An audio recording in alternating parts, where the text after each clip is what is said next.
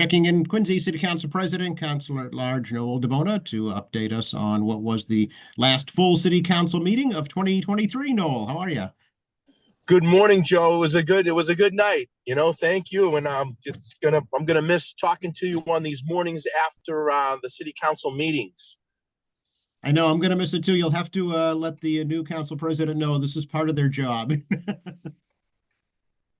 And you know, just looking back here, unfortunately, we had some power outages last night over at throughout the city of Quincy. And in my particular area of Ward 1, we were out since 11 o'clock, and I guess it came back on around 8:30 last night. So that was really good that the power came back on. But I called Chief of Staff Chris Walker, said, "How are you doing up at City Hall? Is there still power?" And he said, "Yes." So we had the city council meeting going on last night, which was great. A lot of great items on the agenda. Obviously, we started off with the honoring the Friends of Ruth Gordon Amphitheater.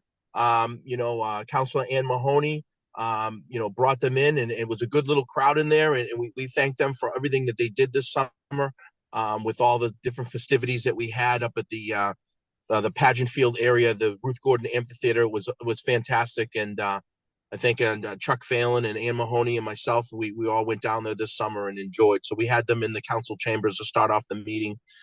We had some stuff we brought out of the ordinance. We'll start off with the ordinance stuff is, the ordinance committee, Councilor McCarthy, zoning, amending chapter 3C75, which is the MBTA community multifamily overlay district. We really got our hands tied on this one, Joe. The state is mandating us to, we're in these certain zones, I guess you could call them, and we have to kind of construct and build more housing. And that puts a wrench in everything because we're always already been doing it along the way, Joe. We're not getting any credit for what we've done already. We've had 610 new units up at North Quincy's T Station, and they're not even going to consider the fact that we've already started constructing. We're going to be penalized because of the other communities, the other municipalities throughout the state of Massachusetts for what they haven't done. So we're going to be getting into an area where, really stress that we really got to, if we're going to be building in North Quincy and the West Quincy areas that we kind of put the gun to our head, then we're going to have to really protect the residential A's and really extend that into the areas that are just residential neighborhoods. So we have to look forward into the rezoning and into the next phase of 2024. That was voted yes from all members of the council, all 9. Then we went into the LDA, the land disposition agreement, or the former Ross lot. That is a beautiful site for this. We had a lot of strong consent that we want to continue to build in the downtown.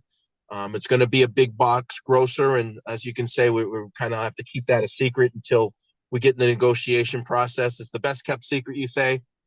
So we're that's a 9-0 vote last night. The great thing about that is the infrastructure is in place.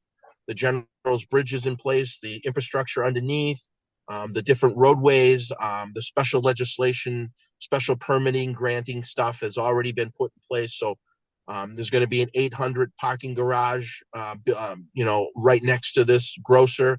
And the grocer will be able to use, I believe, it's got 300 and 500 split. So some will be for residential and some will be for mixed everybody's use. I don't think we're going to run into an issue. We didn't run into the issue on the other side of the garage where the O'Connell building came up at Chestnut Place and the LBC. And now we have, everything that's around there, the Fours and Kilroy Square and Alba. We haven't had an issue with parking over there. So I don't anticipate a parking on this side. So those two were 9-0 votes that came out of the ordinance committee, which was kind of the important factor that we were trying to get these in before the new year.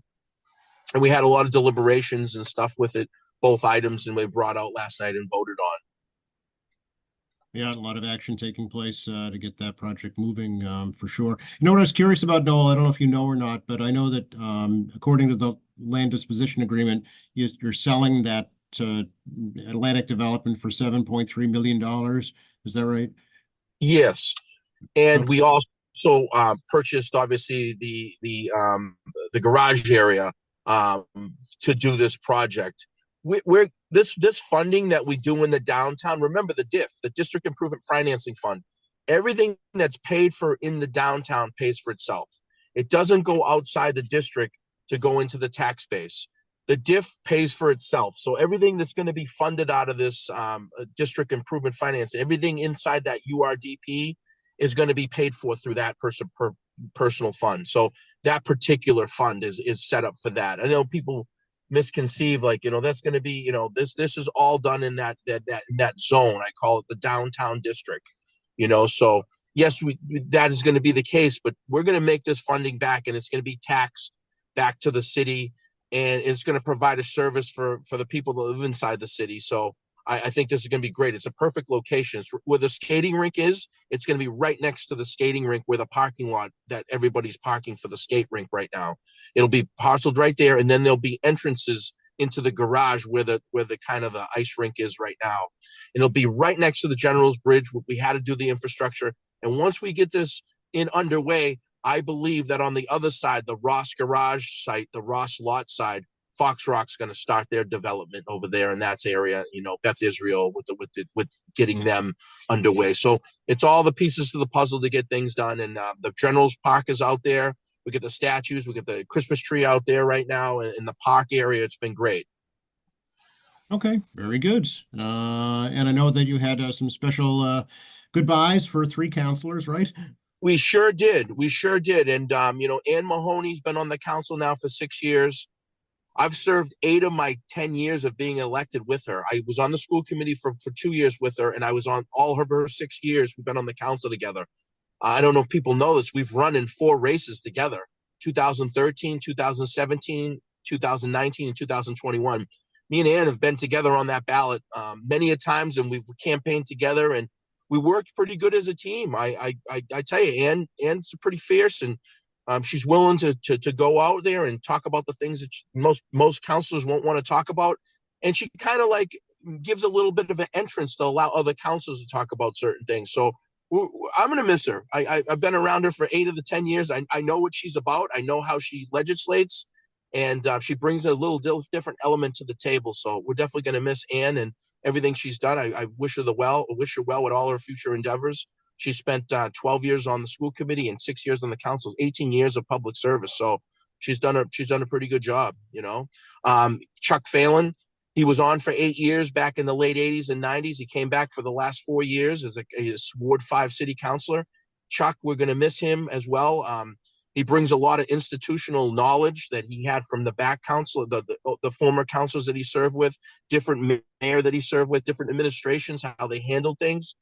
And we're really going to miss Chuck. Chuck really represented the people of Ward 5, and he was part of the short-term rental, Airbnb legislation that we put in use.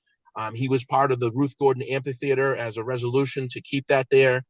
He opened the doorway a lot for a lot of other counselors to get on board. And, he voted for the things for the mayor for some things, and then he said no to some of the things. And I have to give Chuck a lot of credit because he represented the people in his ward. I go out in his ward because I'm an at-large counselor. We walked around together. It's not always easy.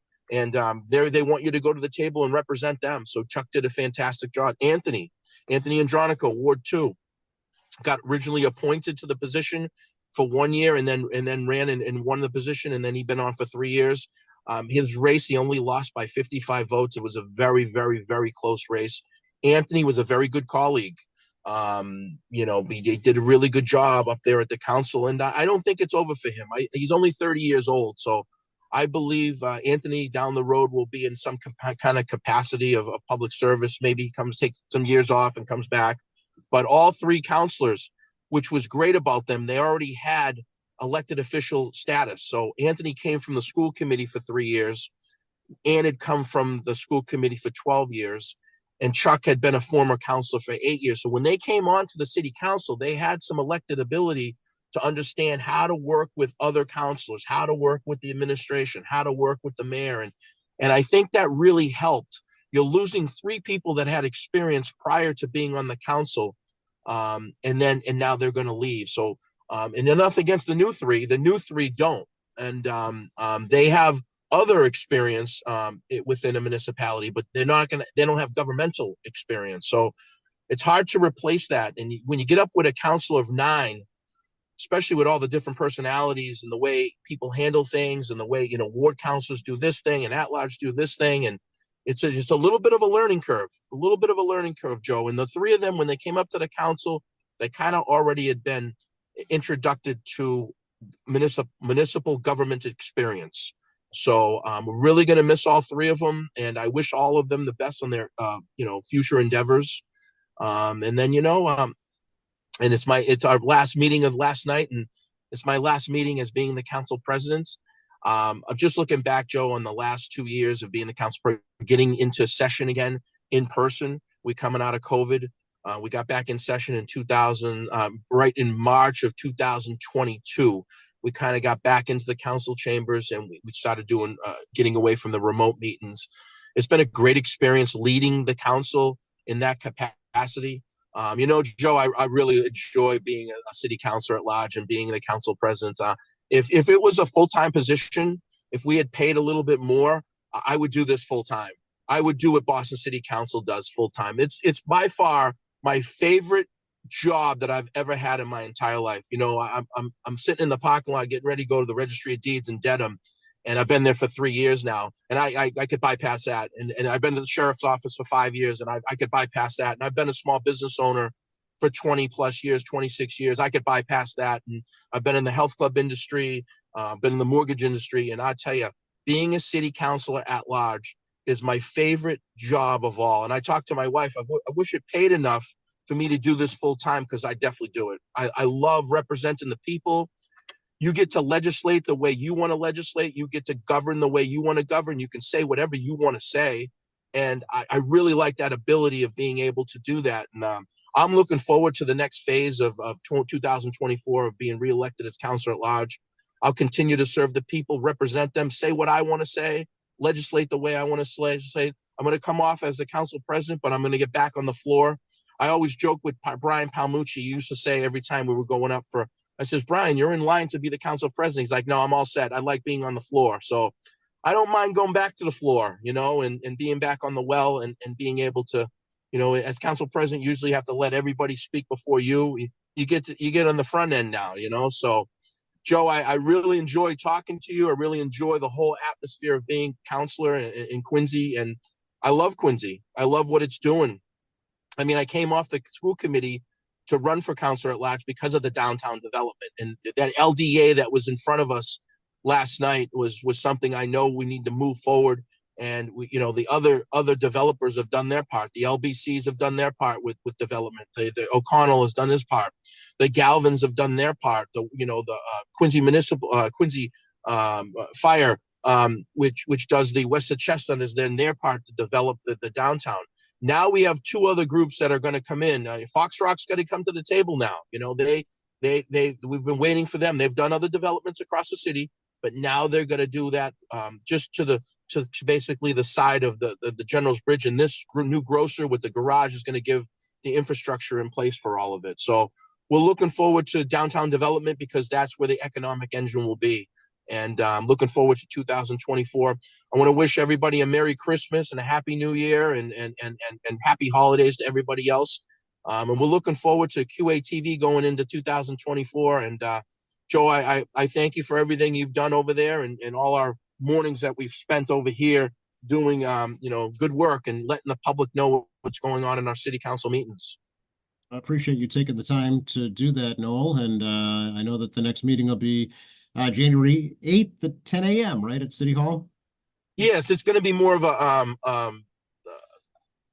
setup meeting where we're going to get inaugurated and really basically, so it'll be a meeting. It's generally really a meeting, but there will be no discussions about city council meetings. So it'll just be us swearing in and having, basically, everybody will be sworn in.